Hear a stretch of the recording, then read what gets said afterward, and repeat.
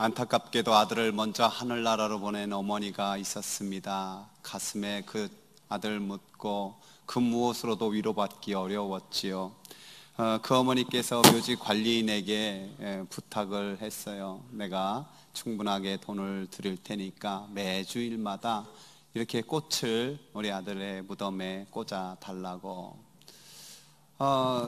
그렇게 하고 그것만이 아들을 위할 수 있는 길이다 이렇게 생각했었는데, 어느 날은 그 묘지 관리인에게 어떤 늘 병색이 완연한 그 부인이 찾아와서 말하는 거예요. 이제 내가 아들에게 직접 꽃을 갖다 주려고 이렇게 한아름 안고 왔다고. 의사가 말하는데 내가 중병에 걸려서 얼마 살지 못할 것 같다고 말했다고. 이제 참 그렇다고. 그런데 그 관리인이 그 부인을 똑바로 쳐다보더니 부인께서 제 아들에게 그렇게 꽃을 꽂아달라고 나에게 돈을 줬는데 참 유감이었습니다. 아니, 유감이라니요? 내가 좀 사례를 적게 했나요? 그런 뜻이 아니라, 부인 보십시오, 이곳에서는 어느 누구나 이 꽃을 볼 수 있는 사람이 없습니다. 냄새도 맡지 못하고요. 저는 부인께서 이제 국립병원이나 아동병원에 살아있는 사람에게 한번 꽃을 전해주시기를 부탁드립니다.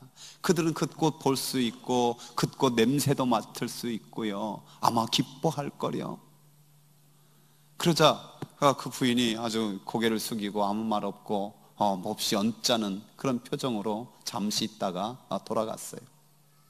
근데 몇 달 뒤에 건강한 모습으로 그 부인이 찾아와서 다 맞았다고 당신 말이 맞았다고. 내가 기분 나빴지만은 다시 돌이켜서 한번 정말 꽃을 갖다가 사람에게 줬더니 너무너무 기뻐하더라고. 그 모습을 바라보는 나는 더 기쁘고, 하늘나라에서 우리 아들도 기뻐하겠구나라는 생각이 들고, 의사들이 이상하다고 한다는 거예요. 어떻게 당신 병이 이렇게 건강해졌는지 이유를 알 수 없다고.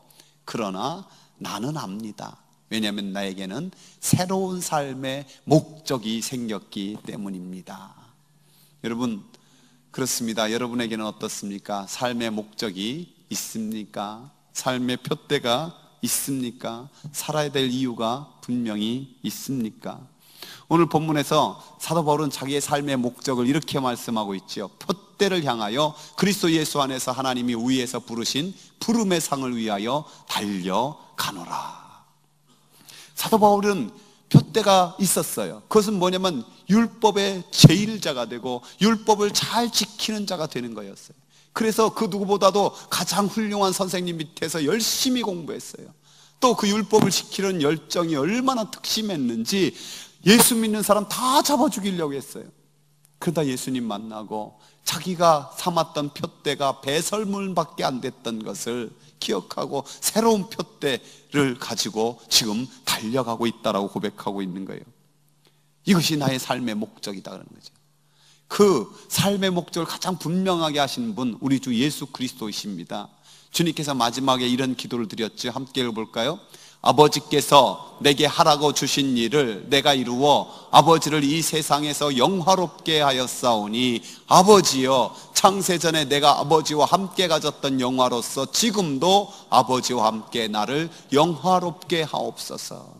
십자가를 앞두고 마지막 드린 기도가 아버지께서 내게 하라고 주신 일을 내가 다 이루어서 아버지를 영화롭게 했다라는 거예요. 여러분, 예수님이나 사도 바울같이 정말 위대하신 분만 하나님께서 삶의 목적을, 표대를 주셨을까요? 아닙니다. 하나님께서 우리의 영혼을 지어서 이 땅에 보내신 저와 여러분 모두에게도 하나님께서는 삶의 목적이 있고 표대가 있는 거예요. 제가 수백 번 수천 번 말하지만 저는 이 말씀을 그 말씀으로 잡고 있어요. 삶이 조금 힘들고 고달프면요, 사람은 자꾸 뒤를 돌아봐요. 제가 어느 날 초등학생들이 이야기하는 걸 듣고 깜짝 놀랐어요. 걔네들이요, 요새 살기가 너무너무 힘들다는 거예요. 그래가지고 뭐 학원에 숙제도 많고 뭐도 많고, 그래서 하는 말이 유치원 때로 돌아갔으면 좋겠다. 여러분, 중고등부 청년들이 청소년들이 그럴 거예요. 초등학생으로 들어갔으면 좋겠다고. 대학 간 친구들은 또 취업 준비, 내가 고등학교 시절만 가도. 여기 결혼한 분들은 미혼이요 뭐 이럴지도 모르겠어요. 여러분, 이것을 심리학자들은 뭐라고 말하냐면 에덴 증후군이라고 그래요. 에덴 증후군. 에덴에서 쫓겨난 아담과 하와가 다시 에덴을 그리워하는 그 모습. 여러분, 과거로 자꾸만 회개하려는 것, 거기에 발목 잡히면 안 돼요. 이스라엘 백성들 보십시오. 그들은 매일매일 하늘에서 내려오는 만나를 먹고 살았어요. 하나님의 임재가 늘 눈으로 볼 수 있는 구름 기둥, 불 기둥이 있었어요. 그럼에도 불구하고 조금만 어렵고 힘들면 원망하면서 애굽으로 돌아가는 것이 좋겠다, 애굽으로 돌아가는 것이 더 낫겠다, 애굽으로 가자, 여기서 그냥 죽어버리면 좋겠다. 그래서 하나님이 어떻게 하셨어요? 네 말이 내 귀에 들린 대로 내가 행하리라. 그래서 하나님이 주신 표대, 그 젖과 꿀이 흐르는 땅 가나안을 바라보지 못하고 그것에 들어가지 못하고 그 광야에서 그냥 죽고 말았잖아요. 어떤 목사님이 참 모든 것에서는 가만히 보면 배울 게 있다고 하면서 지렁이한테 배우면서 큰 회개를 했다고 그러더라고요. 아니, 지렁이가 뭐 그렇게 회개할 게 있나. 근데 지렁이를 어느 날 가만히 봤더니요, 지렁이에 이 촉수가 있어서 촉수가 뒤로만 이렇게 나와 있대요. 이렇게 작은 돌기들이. 그래서 지렁이는 뒤로 못 간대요. 뒤로 못 가고 앞으로만 간다는 거예요. 그래서 조금 힘들고 어려운 일에 자꾸만 주저앉고 싶고 자꾸만 뒤처지기 원하는, 뒷걸음치는 내가 지렁이를 보면서 너무너무 부끄럽다, 이런 단상을 올렸더라고요. 여러분, 우리가 표대를 가지는 것도 중요하지만 앞을 바라보며 힘껏 달려가는 것 너무너무 중요합니다. 지금 사도 바울의 형편을 보세요. 노년이에요. 이미 많은 일을 했어요. 그리고 지금 어디에 있느냐? 이 빌립보서가 감옥에서 쓰고 있는 편지잖아요. 옥중에 있음에도 불구하고 그는 나는 지금 달려가고 있다라는 거예요. 왜? 예수님께서 이렇게 말씀하셨잖아요. 손에 쟁기를 잡고 뒤돌아보는 자는 하나님 나라에 합당하지 아니하니라 라고 말입니다. 여러분, 오늘 우리나라가 이만큼 사는 것도 왜 그렇습니까? 우리 할아버지 할머니, 우리 어머니 아버지들이 얼마나 힘껏 달렸어요.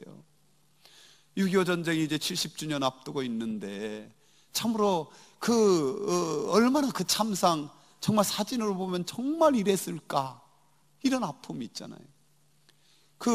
이 서울을 수복하고 나가지고 메가더 장군 일행이 남산에 올라가서 그 서울의 모습을 봤대요. 그리고 눈물을 흘렸대. 너무 처참한 모습에.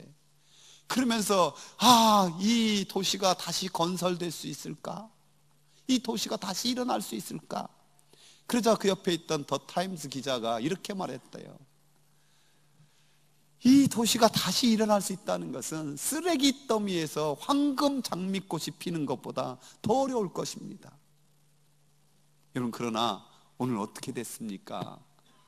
저는 자료를 읽다가 1964년에 아주 기가 막힌 축제를 했다는 거예요. 뭔 축제를 했느냐? 국민소득 100불 달성. 얼마라고요? 100. 지금부터 50여 년 전에 1인 한 사람이 총 1년 번 게 100불이라는 거예요. 100불, 10만 원. 지금 어떻게 됐습니까? 3만 불 바라보고 있으면은 몇 배 성장한 거예요? 300배. 이런 나라는 50개국에서 단 우리나라 하나밖에 없는 거예요. 여러분, 그때 무슨 일 한지 아십니까? 수도 없이 많지만 눈에 띄는 게 우리 어머니 누이들이 머리 잘라가지고 팔아서 그 가발 만들어 파는 게 주사업이었고요. 심지어 학생들 쥐 잡아와가지고 쥐 그 가죽 말려서 코리안 밍크라고 해가지고 그거 만들어 팔고, 별것도 아닌 그 장난감들 그거 붙이고, 이 수고와 땀이 오늘 우리를 있게 한 줄로 믿습니다. 그래서 어떤 일을 하든지 참 땀 흘려 피 흘려 최선을 다하는 모습 보면은 참 아름답잖아요. 그러나 우리 믿음의 사람들은 그것까지만 멈추면 안 돼요. 정말 그렇게 피땀 흘린 그 표대를 향해서 달려나가는 것이 이 땅에서 끝나고 허무할 것인가로 맞춰주면 안 된다는 거예요. 즉, 잠깐 피었다가 없어지는 풀의 꽃과 같은 영광이면은 소용이 없다는 거예요. 정말 죽은 후에 아무것도 없는 후회와 허무뿐에 남는 인생이면 불쌍한 거죠. 여러분, 하나님께서 어리석다라고 말한 부자가 있었잖아요. 그는 미래에 대한 예측의 능력이 있었어요. 아, 내가 열심히 일하면은 지금 있는 창고 가지고는 도저히 안 되겠다. 창고를 더 많이 짓자.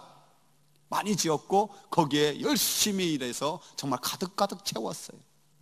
그는 쌓아놓고 아무것도 쓸 수 없는 그런 사람이 아니라 이제는 내 영혼아 평안하게 좀 놀고 즐기기도 하자, 여유도 있는 사람이었어요. 그러나 오늘 밤 내 영혼을 내가 도로 찾으리니 그 모든 게 누구 것이 되겠느냐. 너는 내 자신에 대해서는 부유할지 모르지만 하나님께 대해서는 가난한 자다, 어리석은 자다라고 책만 박는 거예요. 여러분, 이 세상에 우리가 똑같이 밥 먹고 김치 먹고 이렇게 사는 것 같지만은 죽은 후에는 완전히 달라요. 아니, 성경에는 죽음 자체를 다르게 기록하고 있어요. 우리 그리스도인에게는 뭐라고 기록합니까? 스데반을 보십시오. 스데반이 돌에 맞아 죽어간 그 처참한 피투성이 된 그 얼굴과 온몸, 얼마나 불쌍했겠습니까? 그러나 성경은 그를 죽고 끝났다라고 기록하는 것이 아니라 잔이라 그러는 거예요. 어떻게 자는 거예요? 오늘 성경은 이렇게 말씀해요. 함께 읽어볼까요? 형제들아, 자는 자들에 관해서는 너희가 알지 못함을 우리가 원하지 아니하노니 이는 소망 없는 다른 이와 같이 슬퍼하지 않게 하려 함이라. 우리가 예수께서 죽으셨다가 다시 살아나심을 믿을진데 이와 같이 예수 안에서 자는 자들도 하나님이 그와 함께 데리고 오시리라. 아멘. 이 놀라운 고백을 하는 것은 이 땅에서 부유하게 잘 살고 출세하고 한 사람이 할 수 있는 고백이 아니라 오직 예수님 안에서 자는 자들인 줄 믿습니다. 저는요, 바닷가에 살아서 배를 많이 타봤어요. 조금만 모터보드 막 쌩쌩 달리는 것도 타보고, 조금 큰 낚싯배도 타보고, 또 울릉도 가는 그런 배도 타보고, 또 전에 필리핀에서 막 호텔 같은 객실이 있는 큰 배도 타봤어요. 그런데요, 그렇게 호텔 같은 큰 배도 큰 풍랑 만나니까, 제가 웬만해서는 울릉도 그렇게 그때도 멀미 안 했는데 그때 멀미했었다니까요. 별거 아니에요, 별거 아니에요. 근데 이런 생각을 해봐요. 그런 큰 유람선 이런 게 아니라 이 항공모함 타면 어떨까? 여러분, 항공모함이 침몰했다는 말 한 번도 안 들어봤잖아요. 어떤 파도와 풍랑도 항공모함 쫙 가잖아요. 우리 주님의 안품이 참으로 이 땅에서 찰싹거리는 파도에 뒤집어지고 울렁거리고 이런 게 아니라 참으로 어떤 죽음의 바다도, 어떤 죽음의 인생의 풍랑도 잠잠케 하시는 항공모함인 줄로 믿습니다. 여러분, 반면에 예수님 벗어나면은 별거 아닌 거예요. 모터보트가 제트비가 재밌고 흥겨운 것 같지만은 결국 이 땅에서 그 죽음의 감을 건널 수 없는 거예요. 아무리 안전할 것 같은 큰 배도 마찬가지인 거예요. 예수님과 상관없으면 불쌍한 인생일 뿐이에요. 왜요? 성경은 이렇게 말씀하고 있기 때문에 그렇습니다. 함께 읽어볼까요? 이를 놀랍게 여기지 말라. 무덤 속에 있는 자가 다 그의 음성을 들을 때가 오나니 선한 일을 하는 자는 생명의 부활로, 악한 일을 하는 자는 심판의 부활로 나오리라. 그래서 우리가 우리의 삶의 푯대를 점검해 봐야 돼요. 정말 생명의 부활로, 우리가 몸의 부활을 믿습니다 이렇게 고백하는데 생명의 부활로, 영광의 부활로 나올 수 있는 건지, 아니면 이 땅에서 썩어 없어지고 말 그런 것인지 말입니다. 사도 바울이 오늘 우리에게 이렇게 말씀하고 있어요. 운동장에서 다름질하는 자들이 다 달릴지라도 오직 상을 받는 사람은 한 사람인 줄 알지 못하느냐.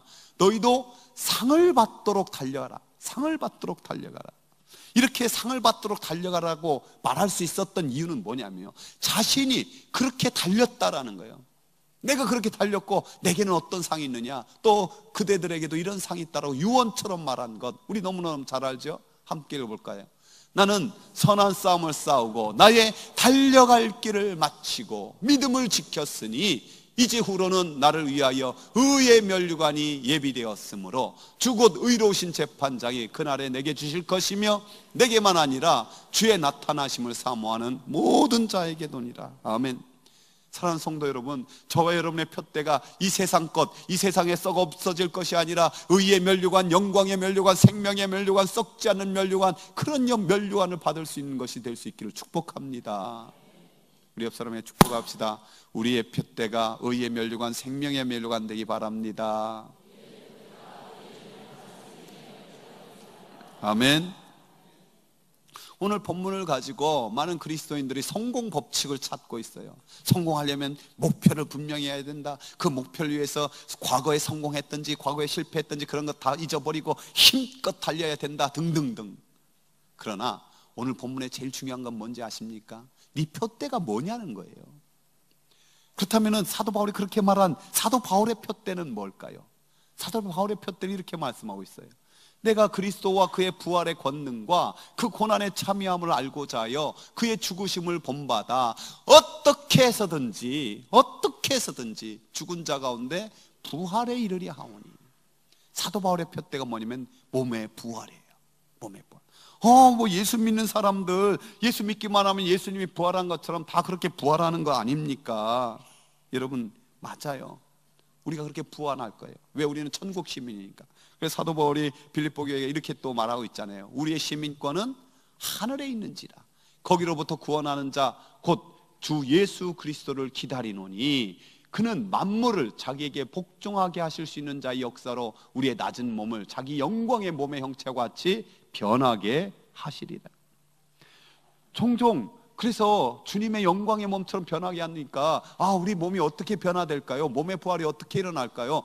내가 지금 70인데 이 70의 노인의 몸으로 나타날까요? 한 5, 60, 4, 50대 그 중년의 몸일까요? 20, 30대 청년의 몸일까요? 아니면 10대 더 팔팔한 몸일까요? 그것도 조사해 봤더니 어떤 신학자들이 이렇게 말했더라고요. 33살의 모습이라고. 왜 그랬을까요? 오늘 좀 마이크가 왜 이상하네. 예수님이 십자가에 돌아가시고 부활한 그때 몸일 거라고.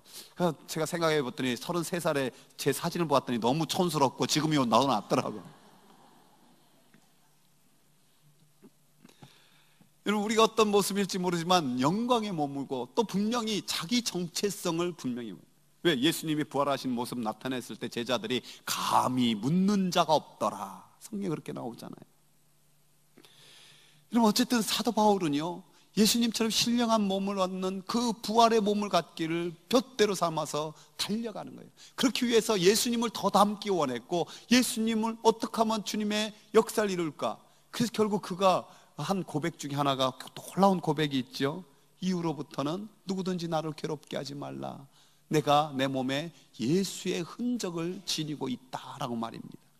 여러분, 분명히 아십시오. 하나님께서 우리를 성경 지식 조금 더 알도록 이 땅을 우리를 부른 게 아니에요. 우리에게 이 세상에서 조금 착한 일 몇 가지 더 하라고 우리를 부른 게 아니에요. 우리를 예수님 닮도록 부른 거고, 우리 삶에서 예수님의 흔적도 있도록 우리를 부르신 줄 믿습니다. 우리 옆사람에게 한 번 더 축복합시다. 예수님 더 닮아갑시다. 삶에 예수님 흔적 남깁시다. 여러분, 왜 이렇게 사도 바울이 힘썼어요? 오늘 본문 14절을 다시 보면은 분명히 이렇게 말씀하잖아요. 표대를 향하여 그리스도 예수 안에서 하나님이 위에서 부르신 뭐가 있어요? 부름의 상을 위해서. 상. 이것을 위해서 우리가 사도 바울이 전해준 부활장, 고린도전서 15장의 부활의 모습에 대해서 한번 눈여겨볼 필요가 있어요. 우리가 몇 살 모습이 아니라 이렇게 기록하고 있거든요. 우리 전체 같이 한번 읽어봅시다. 해의 영광이 다르고 달의 영광이 다르며 별의 영광도 다른데 별과 별의 영광이 다르도다. 죽은 자의 부활도 그와 같으니 썩을 것으로 심고 썩지 아니할 것으로 다시 살며 욕된 것으로 심고 영광스러운 것으로 다시 살아나며 약한 것으로 심고 강한 것으로 다시 살아나며 육의 몸으로 심고 신령한 몸으로 다시 살아나나니 육의 몸이 있은즉 또 영의 몸도 있느니라. 아멘. 여러분, 사도 바울이 왜 그렇게 상을 받기 위해 다름질하고 있느냐? 우리가 영광스럽게 예수 그리스도처럼 신령한 몸을 입을 거지만은, 그러나 분명하게 해의 영광이 있고 달의 영광 같은 영광이 있고 별의 영광이 있는데 별과 별의 영광 같은 영광이 있다는 거예요. 여러분, 그래서 참으로 몸의 부활을 믿을지도 정말 해처럼 빛나는 영광을 받는 사람이 있는가 하면, 달처럼 빛나는 영광을 받는 사람이 있나 하면 별처럼 빛나는 영광인데, 별도 여러 가지잖아요. 금성처럼 새벽별처럼 환하게 빛나는 별이 있는가 하면 희미해서 어디 볼까 말까 깜빡깜빡 그냥 그 정도의 별의 영광이 있는 사람이 있다는 거예요. 여러분, 그렇다면 어떻게 해야 됩니까? 정말 힘써서 우리가 주님 닮고 힘써서 주의 일하고 힘써서 주님의 삶의 흔적을 남겨야 되지 않겠어요? 그래서 부활장에 결론적으로 말씀한 건 이거잖아요. 우리 주 예수 그리스도로 말미암아 우리에게 승리를 주신 하나님께 감사하노니 그러므로 내 사랑하는 형제들아 견실하여 흔들리지 말고 항상 주의 일에 더욱 힘쓰는 자들이다. 이는 너희 수고가 주 안에서 헛되지 않은 줄 압니다. 근데 우리가 분명히 알아야 될 건 뭐냐면요, 우리가 주의 일에 힘써야지, 이거보다 훨씬 더 중요한 게 있어요. 훨씬 더 중요한 건 뭐냐면 우리가 승리의식을 가지는 거예요. 따라서 해봅시다. 주의 일에 힘쓰는 것보다 더 중요한 것이 승리의식을 갖는 거다. 결국 정말 예수님의 부활, 십자가 부활을 믿고 몸의 부활을 믿는 자는 내가 결국 승리할 것을 믿는 거예요. 승리할 것을. 그 승리의식, 승리 마인드를 가지고 어떤 상황, 지금 현재 어렵고 힘든 상황에도 불구하고 견실함이 흔들리지 않고 담대할 수 있는 거예요. 내 가슴 속에 참으로 주님 주시는 구원의 그 기쁨, 구원의 감격, 그 은혜와 평강이 흐르는 거예요. 흐르는 거예요. 그럴 가운데 그거 가지고 주의 일에 힘써야 돼요. 여러분 찬양대나 오늘 또 교사로 많은 분들이 있었잖아요. 봉사잖아요. 근데 어쩔 수 없이 한다. 재미도 없는데 그래 마지막 이러면 안 돼. 이러면 안 돼.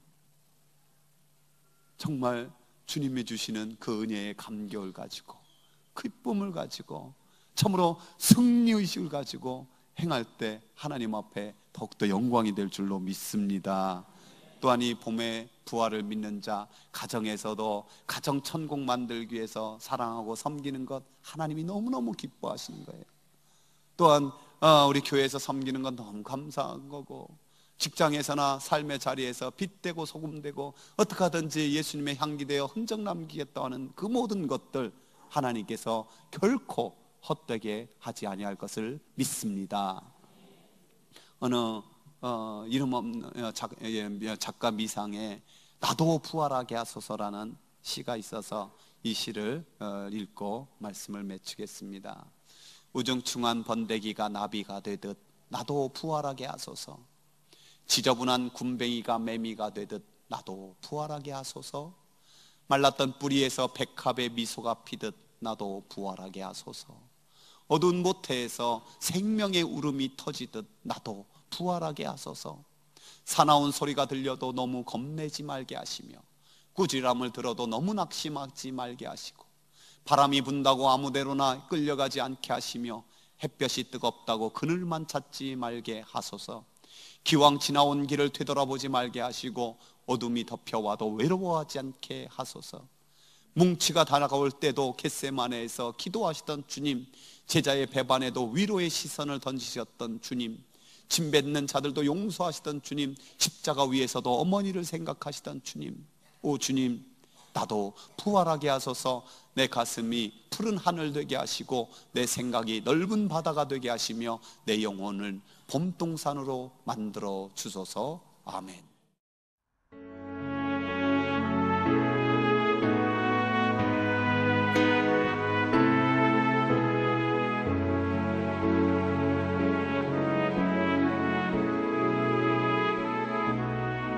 주님 앞에서